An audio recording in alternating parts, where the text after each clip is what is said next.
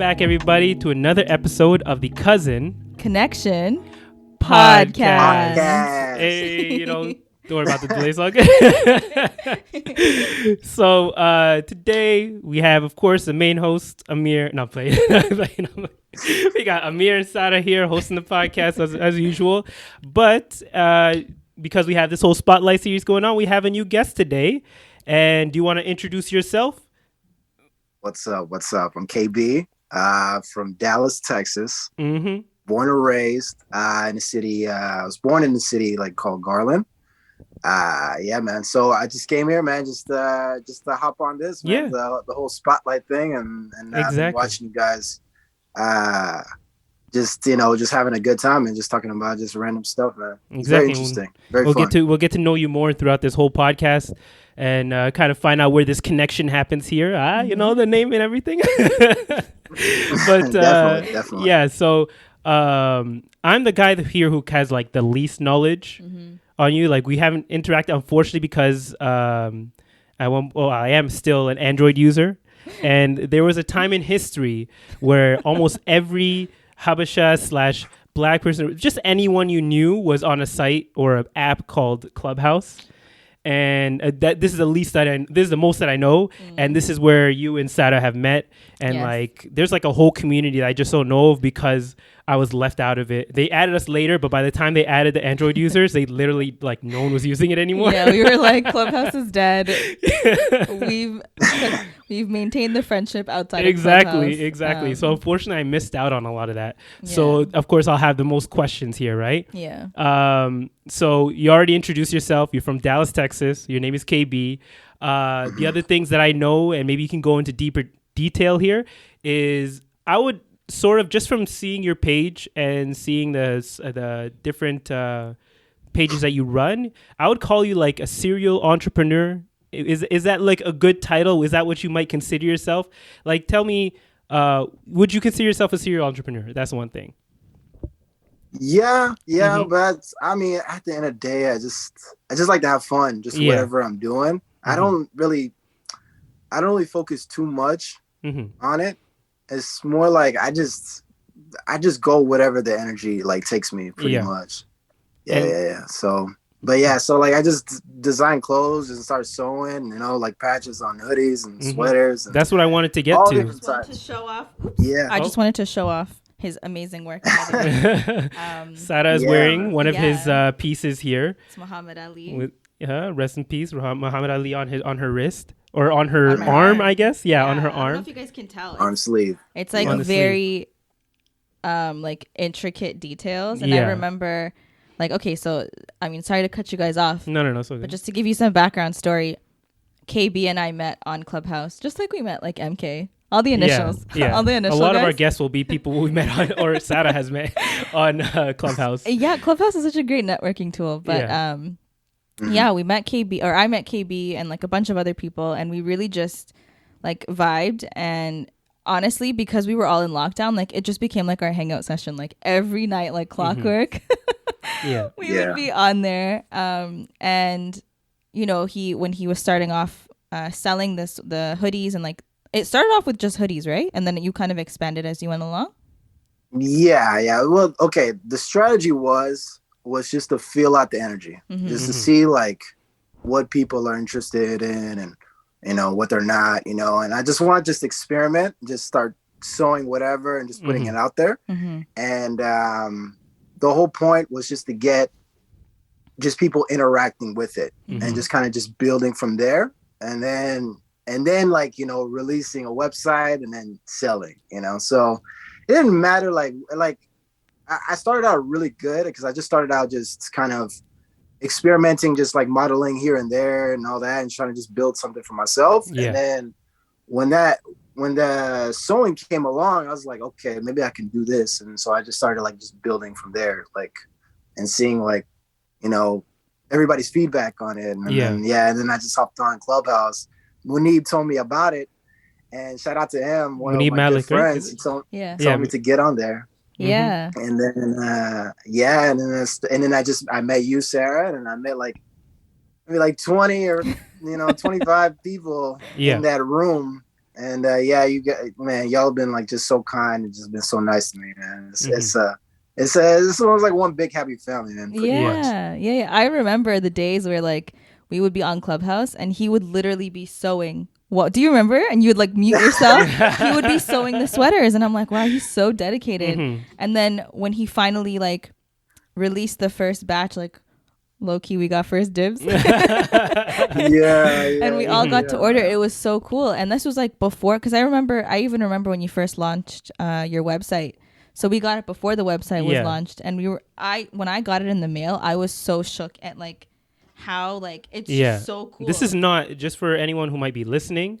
This is not like mass produced kind of like material. Like, you know how some people, they might just put a logo on a shirt and sell that, mass produce it, printing at a shop. Like these are things that I'm pretty sure you're probably like hand sewing. Not, of course, the details, I feel like you might have a machine that will do that, but like you're hand sewing these on here, right? You're making it from scratch. Yeah. It's not like it's really it's a lot of love that's put into each piece. Which also makes it a very limited item. And then my mom taught me on the side too as well. Like she knows about that. sewing. I was gonna ask you. She taught me. Is that like a passion that you had, and then you just decided like, let me try this, or how did you get into that?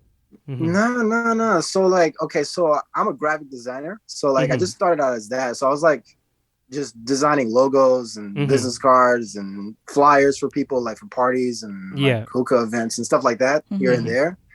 And I was just building that from there. And and then I used to sketch, like draw and like paint a little bit here and there and stuff like that. And then I got like all like the creative side, like from my uncle. So like he's like a really good painter, like to where like George Bush like hit him up. Like it was just like, yo, like could you show me like how to like, I heard George Bush is a painter. I heard that. Yeah, he is. That's he's so random. like an avid, after he finished his run as president, he literally just became like an avid painter apparently. Wow. Okay. And now he started talking to his uncle apparently. Yeah. So like I picked it up from him. So and then I don't know, it's just like I don't know, life happened, you know, just kind of everything just kind of flew through. It wasn't really something that I wanted to do, but it was just like, it kind of called you. I was just trying out everything. I was just trying to find a place like where I belonged and like what I was comfortable with.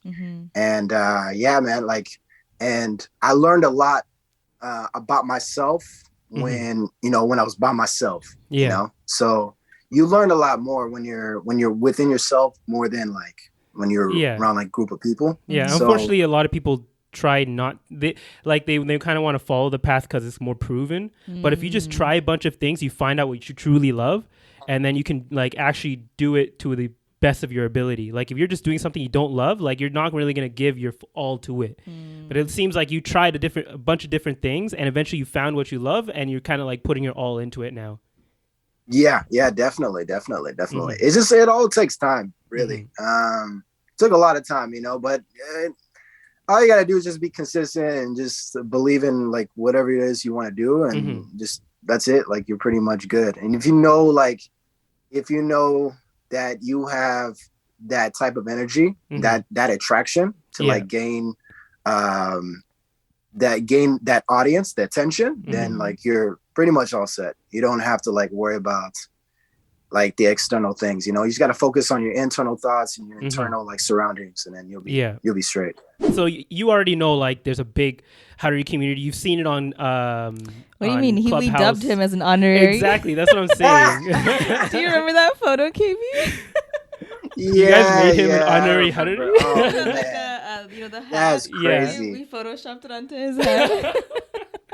Yeah. You know, like I didn't know much about like, I didn't know there was like other tribes. Yeah. Like, until like, you know, like I met you guys like on Clubhouse and I started learning more. I'm like, oh dang, like, you know, so I was basically just new to the game, just like learning all this stuff. So that's my next question is like, you've seen how like we have a pretty big Harari community. Do you have a very similar community in the like, I don't know, because you're half Ethiopian, half Eritrean, so you kind of can go both ways, but maybe that might make it a little more confusing on which way to go. Exactly. What's your experience with that? You know, honestly, that's a good question. I mean, I I mean, I was just born and raised here in America, man. So I really, it's sad to say, like, I really, I've never been like, back home. Yeah. Like I've never been like in Ethiopia, So it's like, yeah, people would just make fun of me. It's just like, wow, you need to go. Like, what's wrong with you? Like, are you okay? Like, is something wrong with you? Like, so you didn't have like a lot of other Ethiopians around you in general, or Eritrean people in general, or were you just like you weren't? It was more of just like a hi bye kind of thing. You weren't like deep entrenched in that culture and the people there. I don't know. Tell me your story there. I don't know. I was okay, you were here and there, but like I was basically just around like all types, like all types of tribes, like around. But we like at the time we really didn't pay attention to like like what tribe you're from and like that. It's just like, oh, you're Abishai, okay, type of thing, So it's just like, that's all it was. Honestly, we just got along and just nothing like too deep into that. Okay. So we talked about like how you guys met on Clubhouse. You have a clothing line that you're working on. And you used to be a graphic designer. We know about that, but there's also mentions over here that you're a photographer and also not fashion. What do you call the model? Exactly. So how did you find yourself in that realm? Like, where did that start? Where did that inspiration? Is that from your journey that you were talking about earlier? Where you're trying different things? It's like, okay, so I grew up in a church and like always like dressed like really well, and so like people always compliment me like, dang, like wow, like and then like people would try to like basically copy me like the way I dress and all that, like, trendsetter. Okay, Kanye. yeah and so I was just like, you know what, maybe I should just do something like that. And I was looking at like stuff like Pinterest, and that's a really big thing to look at when you're doing like fashion stuff. So I picked it up from there, and then I just looked up like just Instagram models like here and there and stuff like that. And I just tried to experiment and try to go beyond it. I try not to be like too basic with like the modeling thing. I wanted to like not only show my modeling side, but just show like your creative side. The creative side, like graphic designing. You know what I'm saying? So like before, like a while back, I was like just doing some creative stuff, on my old posts. So that's where I grabbed a lot of attention in that part. And who are your like inspirations in that realm that you're kind of looking to like kind of gain inspiration for what you want to try to do? I'm sorry? Like who would you look for? Cut off. Oh, sorry, my bad. Who would you look for inspiration when it came to your art or like your designs and everything? Like I mentioned Kanye, Kanye is also on everybody's mind when it comes to trying new things and fashion. Like everybody hates it at first, but then you find people start liking it because they start looking at it different. So who are your inspirations?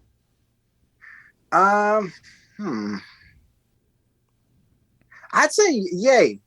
Because like, okay, so the way he does it is like, he's very like out of the box type of person. So like, he likes to like branch out and just do whatever he wants to do, just kind of be a free spirited type of person. That's one of the people. And so me, I just wanted to be just unique in my own way and just see like, either accept it or not, it's okay. Like no big deal, And so I didn't really, I wanted to just not be a prisoner, kind of just, how do you say, like blend in with every trend like out there. So I just wanted to branch out and just be free, just do what I want to do, and be unique and different. Yeah. And we just have your page like pulled up here too, and I can see all the designs that you're working on. I see your is that your logo over there? The one with it looks like an ape with a like dress. Bandana on it. It was just yeah, definitely. It's supposed to be an ape, right? It's not just supposed to be a face. I can't tell from here. Looks further. There it is. Okay, it is. I didn't want to be like, oh, it's supposed to be a dude, but I called him an ape. It's like a half man, half ape type of thing. Yeah. Okay, and but I noticed that like if you want to order, so everything is done. You don't have it all pre-made, right? Like people can order custom. I was speaking to someone about this earlier when I first started seeing your page, and they said it was more of like custom orders. So is that roughly what you do is not more like a mass producing thing. It's like you're making everything to what the person's specifications are, or you just make it and then put it up and then hope someone buys it. How does that work for you? Okay, so what I do is I just make the stuff and then display it. Okay, first thing, and then when I put it out, and then once they buy it, I just start on it. Like it's not really like I, order ahead of time or whatever, but it's like that's basically what I do. I just kind of just order and just get started with it and then just carry on, because right now I'm just kind of like, I'm slowly like building. Yeah. And so once it gets like, it's about to get crazy right now because I just started like promoting my stuff. So I was like, now it's like, everybody's messaging me, man, and commenting like, hey, yo, man, like I want this 2K hoodie like right now. Like, and it's very scary right now. It's just like, oh, damn, but I wish I had like maybe like 2 or 3 like sewing people, to hire, So I was gonna ask you. So, what are your okay. goals for like the next, like how to expand this in the next 5 years? Do you hope to like have a whole factory dedicated to making stuff like this, or do you want to keep it more like a grounded, singular thing? Yeah, that's a good question. I got the good question. You're making him think. No, it's tough because it's like, man, because in the position I'm in, it's kind of hard because I'm working, 2 jobs. It's I got my regular job and then I'm doing sewing. So it's kind of hard to kind of balance it. But I'll push through. I always do. But I don't know. It's just.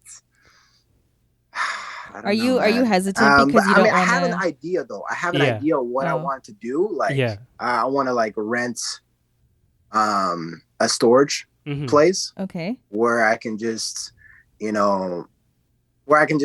design and make stuff and then hire people too as well. Like maybe a small little storage. I know like there's a couple of friends I know that actually have stuff like that. They used to like sell like electronics, like iPads and stuff like that. So like that was like, that's like my kind of idea of what I want to do. Like I want to get into that, and maybe do like pop-up shops. I don't know. Yeah. That would be Dallas. so cool. I was gonna say, how old are you right now? 29. I'm saying right now, like honestly, you're still young. Like people say, oh, like Sada said last time, the 30s are the new 20s. Yeah. So you still have time to like, just jump in, experiment. Yeah. I feel like what it sounds like you're just kind of holding back because like, it's more comfortable to have a job and try and work on this thing. But I feel like you could, just go all in because I see pushing him to quit his day job. I see the work here. I see what you're putting in. Like it's very talented work. It's not like something frivolous where you just kind of throw it aside. It's like something that I feel like has a lot of not opportunity, but like potential, exactly. Yeah. And if you really dedicated like a lot more time to it, I feel like this could really be a big thing. Like, because it's something I don't see a lot. Like I've never seen anything like this. Yeah, it's very like exactly what he said. It's like outside of the box. Like this was the first time I've ever seen something like this before. Yeah. Have you seen this kind of reminds me of do you know the For Y'all Entertainment? They're 2 brothers. They run a YouTube page called For Y'all Entertainment, but they have a brand called For Y'all, and they do something very similar where they go and they get like a bunch of like vintage sweaters and like vintage what do you call them, sweatpants and stuff, and then they'll add their own designs to it, make it unique, and then now they've been able to like expand it and make it more something that like people can like it's like a clothing line. Like it's more of a clothing line. Before it started very similar to this, very like almost exactly like you're doing now, where they made unique works and they would sell it like at a higher price because it's unique, right? And then over time they were able to kind of hire more people and bring them on. But that's because of course they're already in that business, so if you feel like it might be easier. But I always tell people, if you're still young, just make the jump. I know risk it all, KB. He really trying to get me to quit my job. Exactly. Watch KB text me later this week like, yo, Amir really got to me. Yeah, I'm saying right now, guys. Yeah. Because we don't like, especially in these like uncertain times, there's a reason that I don't know if you heard about the Great Resignation is going on. where a bunch of people are quitting their jobs because they're becoming entrepreneurs. They realize that like these jobs are like they're not benefiting them in the long term. In that like what do you call it? They don't want to be beholden to like someone for the rest of their life. Yeah. So they're like, okay, these are uncertain times, so I'm gonna make some uncertain moves that I don't know how they're gonna turn out, but hopefully they turn out for the best. And if it doesn't work, I can get a job because everybody's looking for a worker now. I mean, that's true. Yeah. But but the thing is like at the time, like when I started the business, like everything was good. Like I was just selling, just doing everything. And then I wanted to take a break because it was just too much going on. Yeah. And then, I just wanted to just take some time off, just woosah, man, just relax, enjoy life. And now I'm just kind of like slowly like getting back into it. You know what I'm saying? So I'm just trying to see like, just test it out and see like if I can still grab more attention and more audience, again, you know what I'm saying? So I mean, I'm getting a lot of people now. So yeah, you probably weren't expecting me to hound you on that. You're like, oh my God, he's putting me on the spot, guys. There's a reason it's called the spotlight. Okay. But yeah, so we talked about the business there. So I just want to like get like some general feel for you as well. So I know that you were in Toronto recently. If people don't know, like this was kind of like 2 months in the making. I know. Like we've been trying to get KV on this for so long, but like our schedules have just never really aligned. We tried to get him here, but listen, okay, he had to get a negative test, and we were all positive vibes only. So Sarah, especially.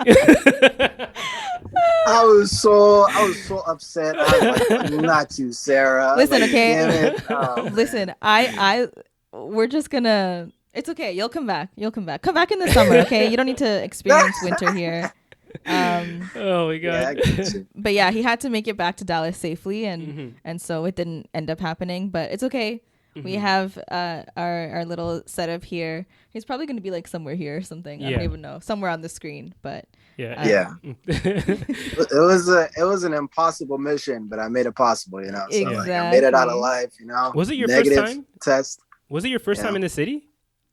Yeah, first time, man. That was your first time? That's the worst time. Yeah, and you came in the winter? Yeah. Oh my God, you have to come back in the summer. Was that your first winter? Was this your first? Wait, up? was there was that your snow? first? Was that your first winter? And like first, I don't know if there was snow. Actually, was there snow when you came? I don't think. Yeah, so. a little bit. Oh, okay, but not a lot though. Not a little bit. Yeah. Oh. But you've traveled north before, right? In the winter. Or was that your first like winter experience? Yeah, it was my first. But I mean, really? So in Texas, it's very rare, like to have like shoot, snow. I forgot about that. Didn't it snow last year? Yeah, we were struggling. I know. Yeah, I remember that. No. You gotta go deeper. You gotta go deeper. It snowed last year, and the whole state shut down. It was so bad, man. So okay, you gotta go deeper. So the storm. If people don't know, there was a storm last year in Dallas that like literally crippled the city. The city infrastructure was not ready for this to the point where the power was going out. So how much were you affected by that? Oh my God, it was so bad. It was like, oh man, like so a lot of places were like their electricity was out, shut down. Yeah. Ours was good, but the water was shut down. Oh yeah. So like it was shut down for like, I'd say like a week. A week? Oh my God. I didn't know it lasted that long. It was pretty bad. Wait, so what did you guys have to do? Like how'd you get water? I mean, we'll just go to the nearest like grocery store. Like we had like some places nearby. Yeah, we'll just go and just buy a bunch of like water gallons. And it was cold at the same time. We'll buy like maybe like 10 or 20 of them, man, for the week. Yeah. Oh my God. And it was cold at the same time, right? So like, and you guys probably didn't have the attire to like. Maybe you did. You sell sweaters, so I'm sure you had a bunch of sweaters to just stock up on his own merch. Exactly. But that was definitely like something crazy. When people say like, "Oh, global warming and stuff," I'm like, "God, it's like global cooling, man." Yeah. But you guys survived that, right? Like, how long did it take for the whole city to kind of get back to normal after that? Oh Lord. Yeah, I don't remember. It was a long time. It Yeah. took a while Yeah. to get everything back Wow. in running. Yeah. And so, I mean, it wasn't like each city was struggling. Like each city just, it was like a domino effect. So, Yeah. like each city was like, one by one, the electricity would be out and water. So it wasn't like all together. Yeah. It was like one by one. Maybe like 1 week is like Richardson, next week is like Garland, and the next week is like Saxe or some, and other cities, So yeah. So I'll just hear news like here and there, like just what's going on. So and yeah. So just to speak more about like Texas and Dallas in general. So like you grew up. Every time I think of the South, at least I think of like rednecks, racist, and like hot weather, which clearly is not always the case. So what are your experiences growing up in Dallas, like with everything when it comes to racism, schooling, whatever, anything? Okay, the city I was in, it was Garland. It's very diverse though. Yeah. But like I grew up. Okay, so this is bad. So like, okay, my neighborhood was really bad. It was like really I was bad living in the hood, basically. Like, okay, I see what you mean. Like low poverty. Yeah. So basically, like, but I was like mid class though. Thing. I'm not gonna say like I was, but it was mid class. But I was like, there would be like gunshots like every night, and shoot. I don't know if that's like, middle class.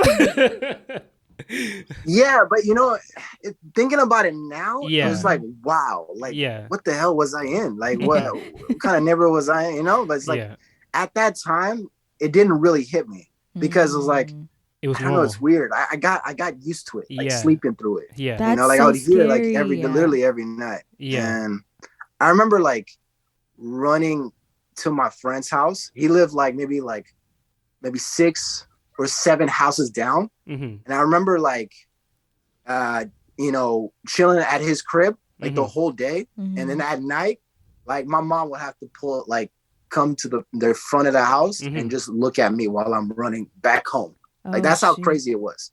So God. And then there'll be like some break-ins too as well, like in my mom's car. Like literally they'll break in and like steal like her stereo. Like it was crazy. So like yeah. So they stole her stereo like maybe like I'd say like 4 or 5 times. What? She'll buy a new one. They one break it out of the car? Yeah. They like go break into the car and like literally take it out of the car? Yeah. Yeah. Yo. Okay. Yeah, it was pretty bad. Oh my God. So was this like you said it was a mixed neighborhood? Was it like predominantly black? Was it like a lot of immigrants in the neighborhood? What kind of? Black, mostly black. Okay, because like over but like here, the high school I was in, it was just like mostly like blacks and Mexicans, basically. Oh wow, okay. Because your like definition of diverse is very different than our definition. But like okay, my bad. So like in other cities, I mean. There's like Asians and like other other races, but it's like in different schools, but like in the same area though. You know what I'm saying? But I'm just talking about like I mean I'm just telling you like the majority of what we had in my high school. You know what I'm saying? So, but we had all other race in there too. So. You'd be surprised because the reason that you were able to like live there and now you're thinking it's crazy because you don't realize how adaptable the human mind is to experiences. So like you might be living in the most dangerous neighborhood in the world, but then because it's a daily occurrence, it becomes the normality, like becomes normal, right? Like it's like you don't hear gunshots and you're like, yo, where is everybody? Exactly. yeah there used to be like gang fights too, like there's this like this park nearby, and like I remember walking home from school like once every like week or whatever, and there used to be like a big crowd, like just Bloods and Crips just fighting. No way. Like just like it's like a big pit. Huddle. It's like a one-on-one fight type of thing. Oh. And I'm just like, it's not a lot though. Maybe like once every like in broad daylight, 2-3 weeks while you're walking home from school. Yeah, in the afternoon. Yeah, like why are you saying that like it's so normal? He's like, yeah, no big deal. Afternoon special. I mean, yeah, because back then, crazy when I say it like that. Like you mentioned, it was such a like weekly occurrence that it just became the normal thing. When you don't know that there's something better, like that's your bar. Yeah. Right? Seeing yeah. that becomes your bar. And then when you get to a better situation, your bar gets You're higher. like, damn. Right? And then that stuff that was under it before Yeah. is now like, oh, how did I ever live there? Dallas isn't like that, right? What do you mean? Like, is it like? What are you saying? No, Like- he's in Dallas. No. No, but he didn't grow up in Dallas. Oh, You said Garland- you grew up in. I mean Dallas, but it's city. But there's a city Oh. called Yeah, Garland. it's like we live in Toronto, but we live in Toronto, but we're part of Scarborough. If that makes sense. Okay. So like you're like in a borough, like Ontario. How do you say it? Is it Ontario, right? Ontario. Ontario. Yeah. Yeah. Yeah. So, Okay. kind I of like get that you. too. I get you. I get you. So you weren't I remember really. like there was another story that's kind of crazy though. Yeah, like, go ahead. Like people, I remember this is so bad. I don't know why I'm saying this. Go Okay, so there'll be like I remember. Okay, my brother had a Nissan. No, it was an old like Camry, like a '95. Yeah. And it was like so broken down. It was so bad. So every time when we drive like past like 40 miles an hour or 50, it'll smoke. So like my friends would call it Bob Marley because it smokes a lot, man. That's so funny. That's a perfect nickname. I know. Exactly, man. It was so bad. And I remember like people would get in, like random people would get into that car. Yeah. And because our doors were so bad to where like we didn't have like money to like basically to get the locks, to get it locked. So random people would just go inside the car and like smoke weed, and then it's just like it just lived dipped up to out its and name. just yeah, so, Like while it's yeah. parked on your like driveway in front of your house, they just get into the car. Okay, so there's a front and there's a back. Okay, so like in the back of it, we would just leave the car there. Yeah. And then like in the middle of the night, people would just come by and just sit in there and just smoke. Yo. Because I remember like walking, like getting into the car, and it would just smell like weed. I'm just like, what the heck is going on, man? Like, what is this? Stop. Oh my God. Yeah. That's crazy. No one would ever, I mean, I don't know if they would do that here, but like to walk up to somebody else's car and just that shows you like just a huge difference between Canada and America and the States. Like our level of what like I guess a dangerous neighborhood is probably very different from what you guys would consider a very dangerous neighborhood. Like, of course, it is dangerous here in certain areas, but still it's not to the degree, because also I guess in America there's less gun laws, especially in Texas. True. I feel like in Texas you kind of have to have a gun. Do you have a gun? Why would you ask him that? Just in case. What's legal? He might be trying to conceal it from anyone who's listening. It's legal there, though. No, it's legal though. Yeah, but I don't like guns, man. It's just not my thing. No, All because right, like how if someone's like, oh, he doesn't have a gun, I'm gonna pull up now. I highly doubt. KB doesn't have any enemies. Man. I don't. Yeah, I don't beef with anybody. I don't have any enemies like that. He's chilling. Yeah, he's chilling. They'll just be like, yeah, he's a real, I've always wanted to shoot a gun, but I've never had the opportunity. Really? Yeah, you've probably shot a gun in your life before, right? Never, man. Never. You're a Texan and you've never shot a gun? This guy. I feel like that's a rite of passage to becoming a Texan. Right? I always wanted to though, man. I always wanted to go to like a gun range? Yeah, the gun range, right? Yeah, gun range. Yeah. I always wanted to though, man. No, you can just go back to the hood and ask one of your friends. No, wait, what? No, so you always just go back to your hood and be like, yo, guys, want some target practice? Geez, no, I'm playing. It wasn't that bad, man. I played.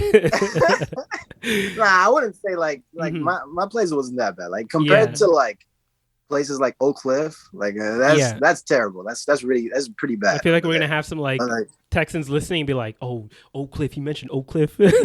That's my block. So I guess my thing was I never thought about that aspect of it, right? Like I always thought in Texas you only really dealt with racism and stuff like that. Yeah, I didn't think of the actual gang violence that happened there. But it makes sense. Any other city would have that same thing. And a lot of us, of course, as immigrants, we you're first generation, right? Or were you born here or were you born back home? Born and raised here in Dallas. Yeah. So if you're born here, then and you're first generation, like your parents didn't really come with a lot of money, right? So you're gonna find yourself like we did, like all of us, like you did. We're all going to find ourselves in the low income neighborhoods. And were you surrounded by a lot of like Habesha people in general in that neighborhood in Garland? Nah, like I had like maybe like 2 friends like in my neighborhood or Habesha.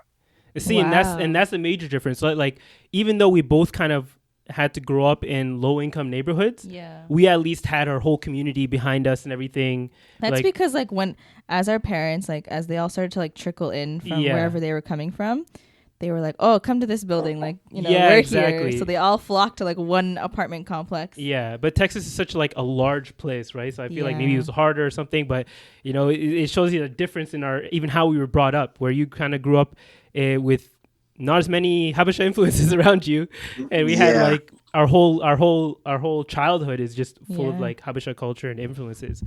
Do you feel like you miss any of that? Like, did you maybe want that, or do you look for it now?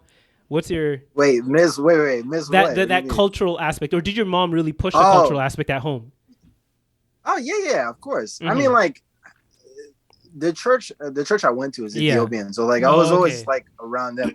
I'm just talking about like just like in my neighborhood, I just had like two or three friends, you know, like they're Habesha, but like like outside of that, like I always every weekend I'll kick it with them like all the time. Yeah. So I was comfortable with them, of course, because you know it's my culture, you know. So yeah.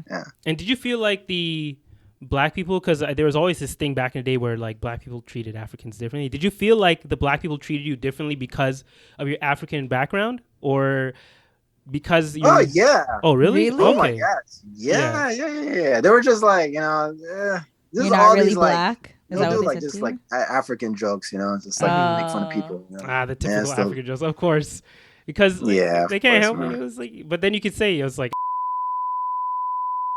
I'm playing. Is that wrong? No. Cut that out. Should I cut that out? Wait, are we still recording? Yeah. Yo, how you gonna say that? I'm playing. You have to cut that out. Cut that out.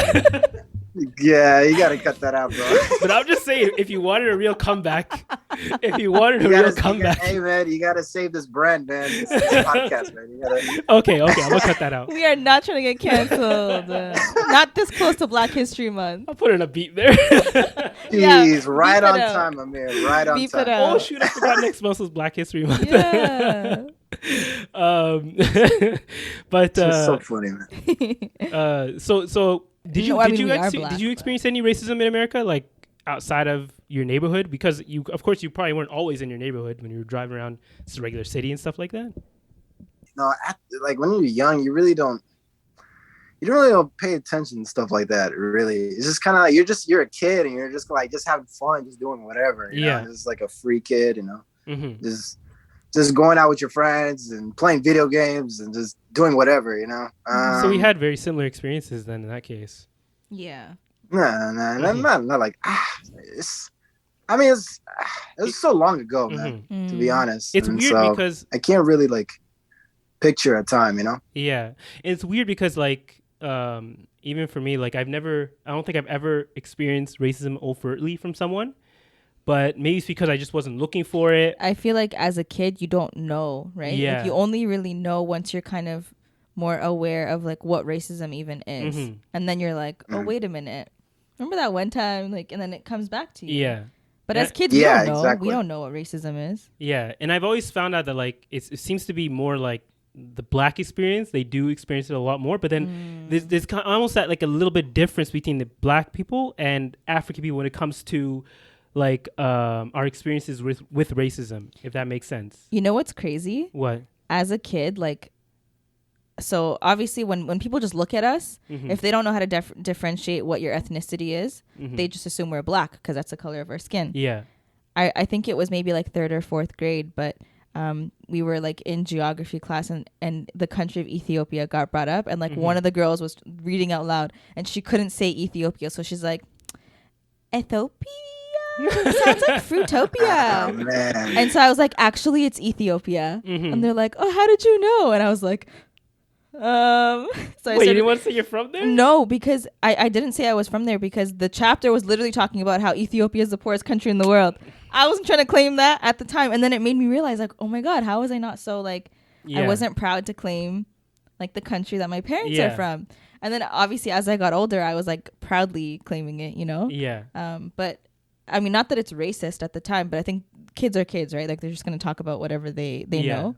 So I thought that was like, I'm just remembering that. And I always thought that was interesting. So it was never really like a part of your identity until you got older. Yeah. How about for you? What's your experience with that? Did you ever make your background like a part of your identity, or like your ethnic background a part of your identity?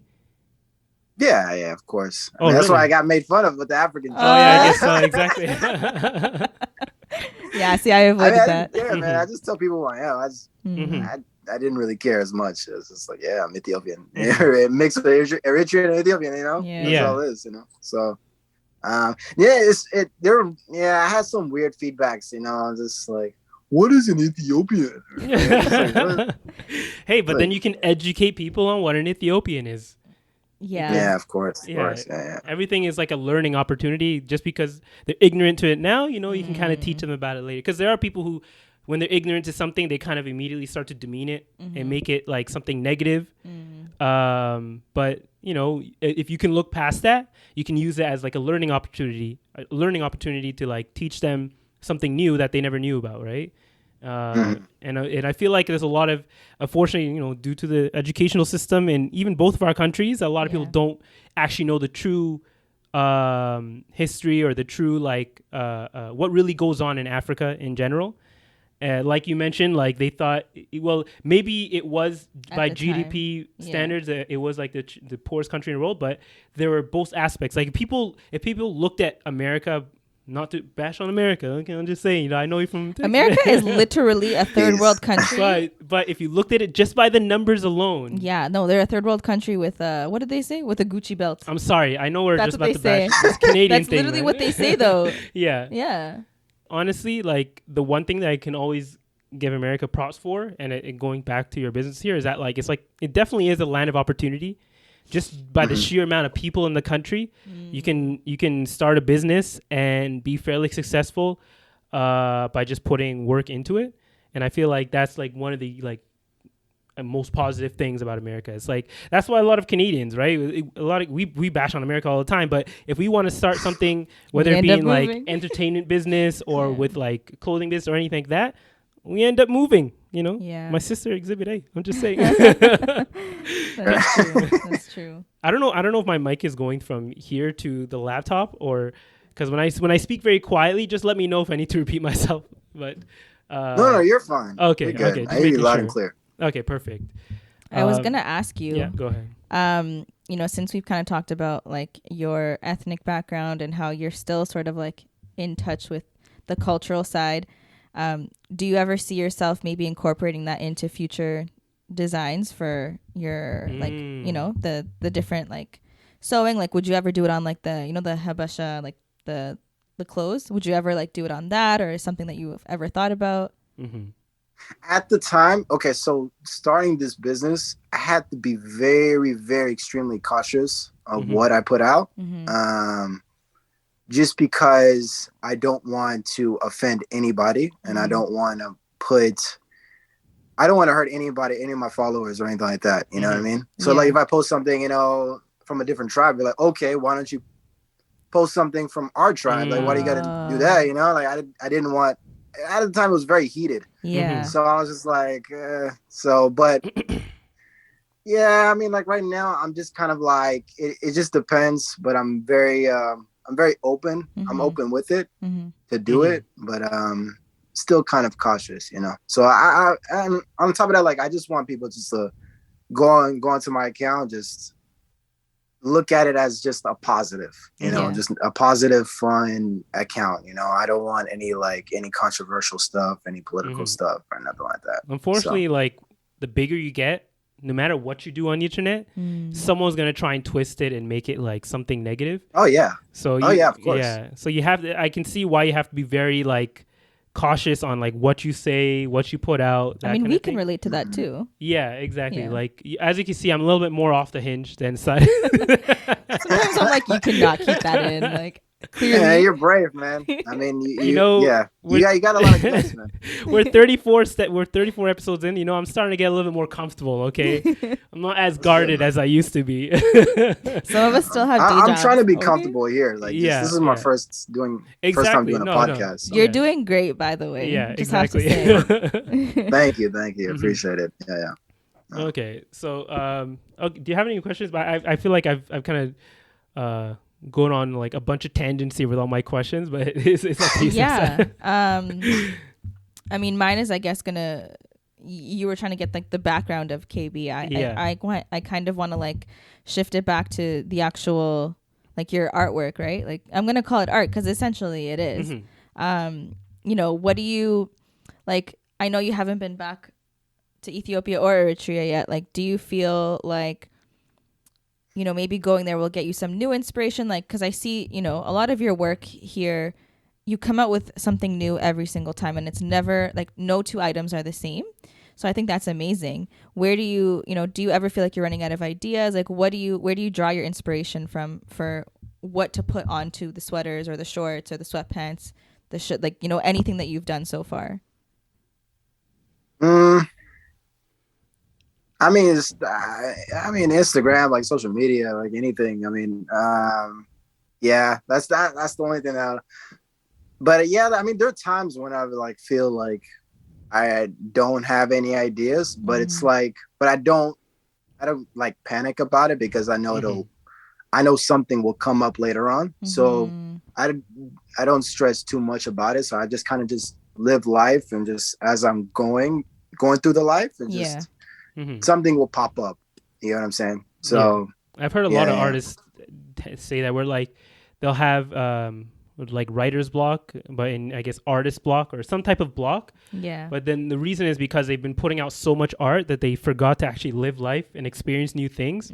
So they're kind of draining the bank when it comes to like their creativity, right? Yeah, and usually you gain your creativity from just experiencing life and living life in general, right? So it's smart to kind of make sure not to force the artistic process and just let it happen naturally, which is what I'm trying to get, or which is what I'm getting from you. My bad. I don't know why I started there for a second. Yeah, go ahead. I was also gonna ask, you design like the collage of the like whoever you're making on the sweater. You design the collage too, and then you put it on the sweater, right? Yeah. Oh, basically, okay. Yeah. That's like, how do you decide who to pick? Like, do you pick just who you like or who you think others would, flock towards? It's a little bit of both. Okay. Yeah. But okay, the way my strategy works is like, first things first, I gotta look at what people are addicted to, like what they want. You know what I'm saying? And then after that, I kind of just branch out and just kind of do what I like to do.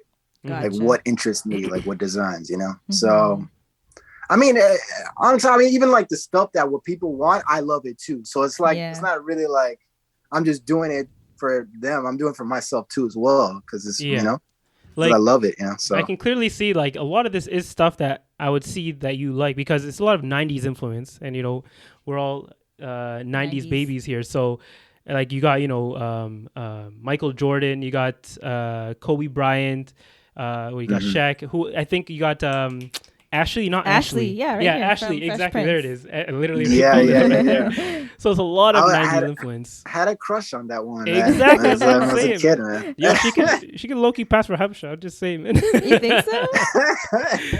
Here's his Bob Marley one. We try to claim everyone as Habsha these days. Marvin Gaye. Yeah, you really like. And even that's even more of an old school influence. But I can see that you have. I feel like you did mention that you kind of look at what people like in general, what's popular, but it does look like a lot of it is still what you like or what you are influenced by from your past. Like Rush Hour. So I just pulled up one of the Rush Hour here. Yeah, I remember this song. Like, these are all classics that we all know. Yep. So I can see what you mean by like mixing the two things, like what people like and what you yourself like or what you were influenced by as a child, right? And all of the, so just a quick question. So do you get like vintage it looks like a lot of this stuff is like almost like vintage designs that you kind of rework, or how do you get your materials? Like what are you using a hoodie just from like the store, or are these like those Gildan hoodies and then you kind of like I got connections. Oh, okay. I know, I'm kind of asking questions like expose your business. Yeah, it's okay. Yeah.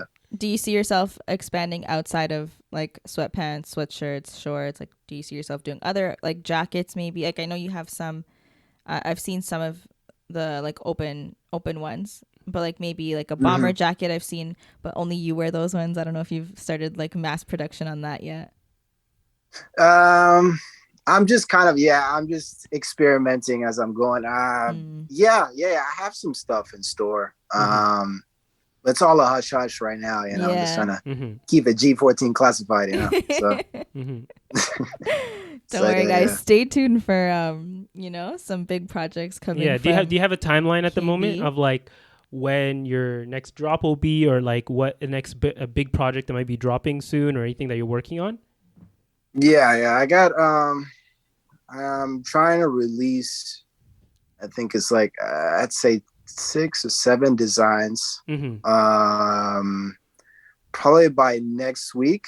I was supposed to get everything done today or this weekend, but man, I was getting some crazy like shoulder pains, and I was like, I couldn't even sew, man. I could barely lift up my hey guys, my left putting shoulder in the a little work. bit, like working. It's weird. It was just like I had this, I don't know, this weird reaction, like when I took this like medicine or whatever, and so like it made my like whole shoulder left side like really swollen up. Yeah. So like it was like really heavy, like my arm, everything. So it's kind of weird. So right now it's like it's okay. It's just like it's calming down. So I'm okay. But now, it delayed the project a bit. Was bad.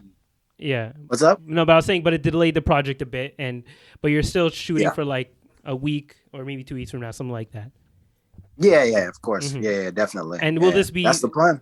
And will this be like the continuation of these current designs that you're doing, where it's like murals on the clothing itself, or is it something completely different that maybe we haven't seen yet? No, it's the stuff I posted. But it's like, I'm not choosing all of it. It's more like, I'm just choosing certain ones that'll be good for. But later on, I mean, I'll start like releasing the other stuff too that I haven't put out. You know what I mean? So I'm just kind of focused on certain items. Yeah, because that's what I was gonna ask. I was saying like you have a logo, and I feel like that's something they might be using for more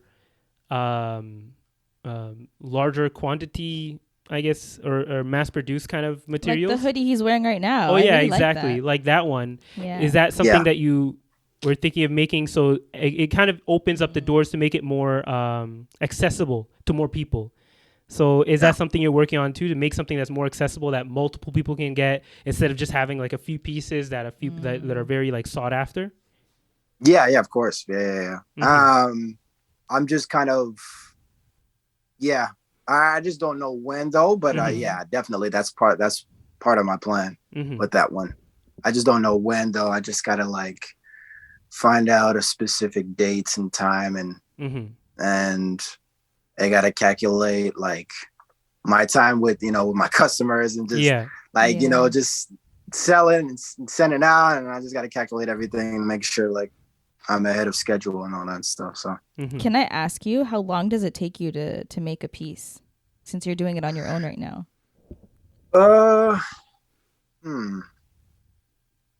Maybe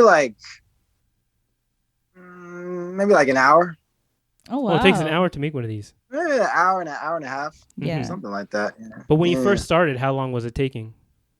Oh, geez. Like when I started it was like, it took a while, but I was just experimenting. I didn't put anything out, and I was like just practicing like consistently every day, like sewing. I was buying like literally like hundreds of hoodies, man, and then just going to like Hobby Lobby or like you don't know Hobby Lobby. It's like it's a fabric store. Like fabric just buy like needles. I've heard about it, sort of. All the equipment. So like I forgot you're Canadian. So so I would. Do y'all have that? Do y'all have like? places like that? Well, like we have like a really big one. It's called Fabricland. Yeah. But we've heard of Hobby Lobby. Yeah, I've heard of Hobby Lobby too. So like movies, TV shows, that kind of thing. Yeah.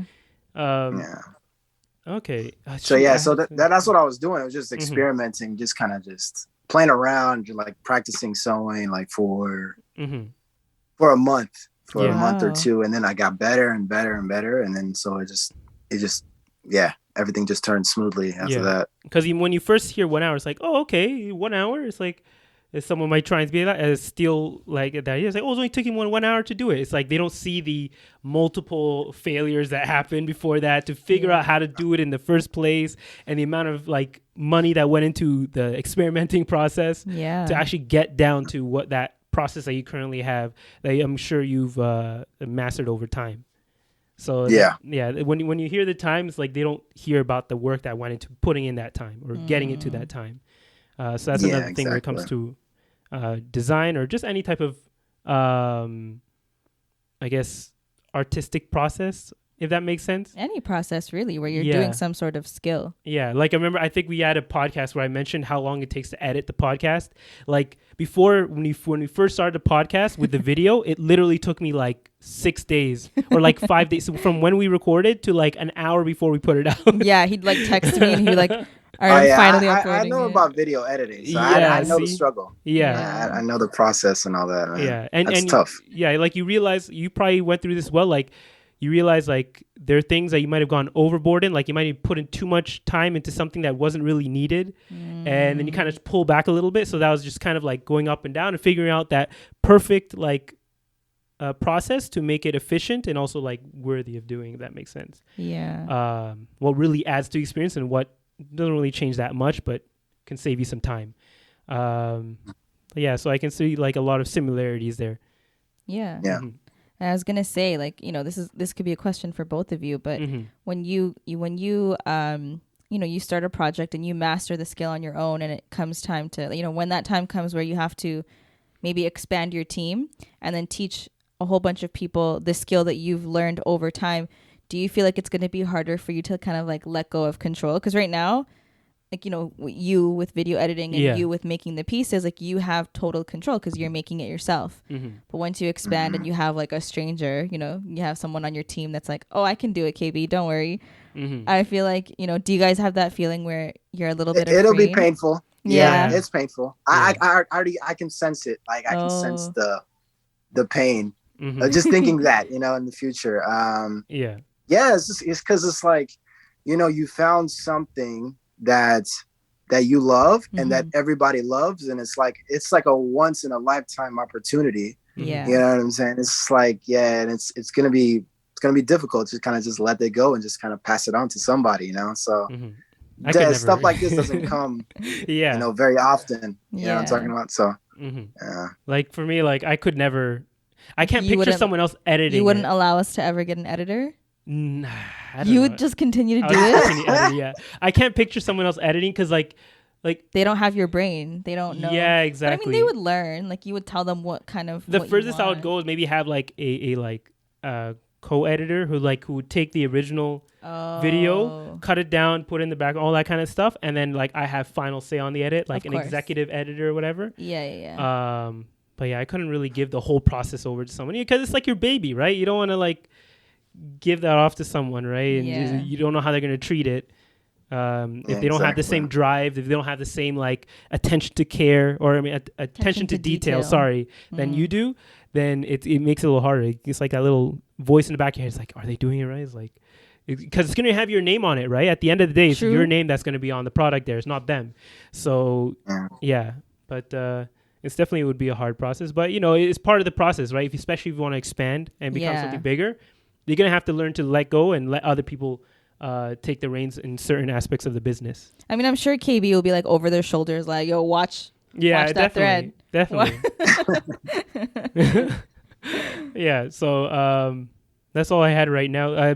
Was there anything that you wanted to, I guess, like, how they say, do you ever watch Hot Ones?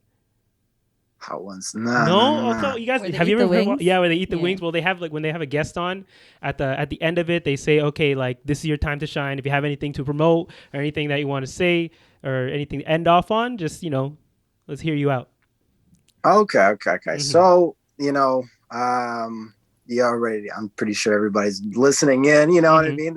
They've listened on to this. My new stuff is going to be coming out next week. So follow Threads by Tumbly on Instagram. We'll have it all linked. Exactly. In our description. Have it all linked. And then LinkedIn bio on the official KB too, as well as everywhere. So take a look at it. You know what I'm saying? If you vibe with it, hit my lineup, DM me, or or just let me know ahead of time. And I got you. Okay. KB, thank you so much for joining us. Like, I've really enjoyed this conversation. Yeah. I feel like, you're definitely motivating me to like want to be more dedicated to our entrepreneurial, oh my God, I can't speak. Like work, like, you're motivating me. So I hope that all of you guys who are watching us or listening also, have this newfound motivation through KB's story. Yeah. We're going to have all of his info linked in our description box on YouTube.